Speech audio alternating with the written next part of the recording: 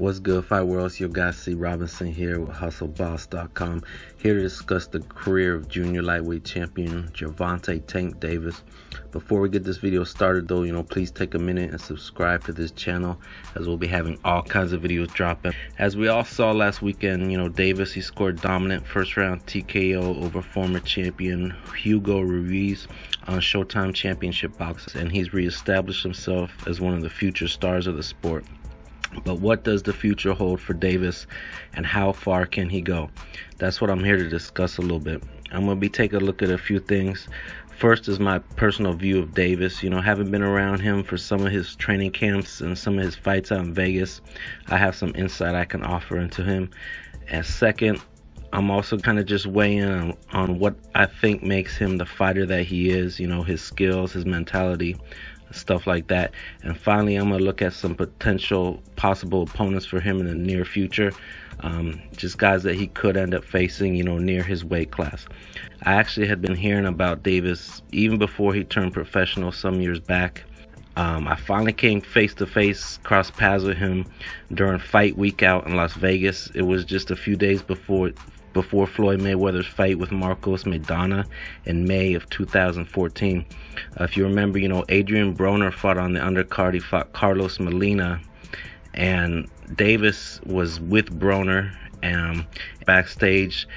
And during one of the final press conferences of that week, I was able to speak with Davis as well as another top prospect at the time, Kareem Martin. And here are a few sound bites from that interview, and you can check the full clip below. I'm 6-0, professional 6-0, 6 knockouts for Baltimore, Maryland. Gervonta Davis, record amateurs 206 and 15. Damn. Got over 20 belts. Won a lot of nationals.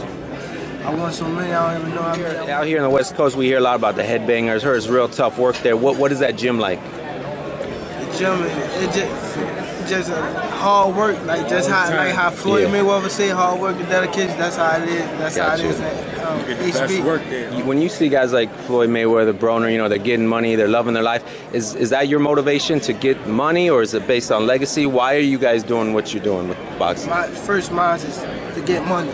Okay. Because I got family. What makes you two believe you're gonna be champions? Why are you guys special? Why is this destined for you? For one, we're around champions already. Champions, and we train hard. We train with champions. Okay. And then they give it what they doing right now, and they feeding it to us. So we're around it, and we have to. There ain't no other choice. Time went by, and Davis continued to rack up knockout after knockout. It was around the summer of 2015 that a lot of us in Las Vegas began to see Davis. He had just came out there. He was, being mentored a little bit by Floyd Mayweather. So you would see him in a doghouse very often, putting in work.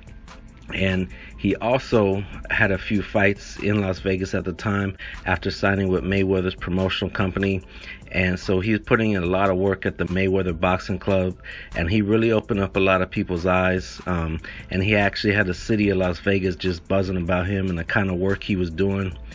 I saw him spar many sessions in person, and let me tell you, this is a real strong-minded, vicious fighter with a lot of talent. Davis ended up fighting his first world title in January of 2017 when he picked apart Puerto Rico's Jose Pedraza for a 7th round TKO. And from that point forward, a star was born. But what makes Davis so special? In my opinion, there's a few things. For one, not only does he have great power, he also has a great punch variety. He'll hit you from all angles with punishing shots, and he knows how to work the body and the head. Just rewatch his fight with Pedraza and you'll see exactly what I'm talking about. And one of the most important things is that Davis is a great finisher. He's a cold-blooded fighter, and he'll take you out once he hurts you. And we've seen that from him plenty of times. And finally, I also believe he has underrated skills. He has great vision in the ring, he has tight defense up close, and he's more than just a puncher. He can box you, he can set you up with shots you don't see coming. He's a versatile fighter. Now I want to look at some fights that we could possibly see Davis in, fights that could be great, or fights that we just may end up seeing one way or another. You know, there've been rumbling about maybe either Leo Santa Cruz or Gary Russell Jr., two featherweight champions, possibly rising up in weight to face Davis. Santa Cruz, I feel, would make for a fun, entertaining fight because he's aggressive and he always brings the fight. He also, he has a big enough frame to come up to 130 pounds. And Santa Cruz has also been on the championship stage for many years running, and I'm sure that's a fight he would like. And Russell, he's also, a very talented fighter himself. He's one of the few fighters who can match Davis in certain departments, such as his speed, his combination punching, for example. Now, Vasyl Lomachenko versus Davis is a fight that so many people in the sport have been discussing for a few years now, and for good reason. Lomachenko, he's a 3-division champion, very gifted fighter. He has great boxing IQ, a wealth of amateur experience, and so far, he's had a great run as a professional. He's done well for himself.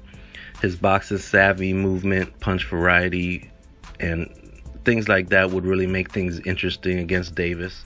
Davis has had some words and some confrontations with Philadelphia's Tevin Farmer, the IBF champion at 130 pounds. But given that Farmer's now fighting under Eddie Hearn's, Matchroom, DAZN banner, that just seems like a fight that may not be a reality anytime soon. Although I would love to see it because Farmer, he does have talent and he has expressed that he would love to face Davis. One fight that could be interesting in the future if Davis moves up to lightweight would be a fight with 4-division champion Mikey Garcia. But of course, a lot of that really depends on what happens with Garcia's career after his March 16th fight with Earl Spence. Garcia's rising 2 weight classes for that fight, but still technically he is the champion, WBC champion at 135 pounds. And then, there's a talented group of up-and-coming fighters who would be very interesting tests for Davis in the future. Guys like Teofimo Lopez, Devin Haney, Ryan Garcia. I think all those guys have different talents, different skill sets. But for those fights to really be, meaningful, there would take some marinating before it would have to happen. And they would all kind of have to either win a championship or, win some big fights to get closer to those fights happening. And if you've been paying attention to the news, Yuriorkis Gamboa, the former Cuban gold medalist, recently signed a deal with Premier Boxing Champions. Gamboa, he's been looking a little past his best lately. He's, lost a few fights, suffered a few stoppage losses, but don't be surprised if they match him up with Davis sometime sooner or later. That's just how the game of boxing works.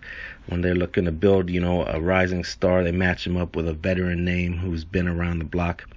And of course, the dark horse name in this whole race would be Manny Pacquiao. It might sound like a stretch, given that Pacquiao's fighting at welterweights and holds one of the WBA titles up there. But you couldn't tell me that if he met Davis at a catchweight in a year or so, that it wouldn't be a really crazy, entertaining fight. Plus, Davis called Pacquiao out following Pacquiao's victory over Adrian Broner last month in Las Vegas, so it seems like a natural fight that they could promote. In conclusion, when I ask who can beat Gervonta Davis, I really want some feedback from you guys, the fans, the fighters, and my fellow media people. Being that I'm in the media field, I'm not here to really make predictions anymore, but please let me know your thoughts. Hustle Boss has always been one of the first YouTubes out there to really gather predictions from people on fights, and I want to keep the tradition going. However you're connected to the sport, whether you're a fan, a boxing insider, fighter, trainer, just tell me what you think of Davis and who you would like to see him face in the future.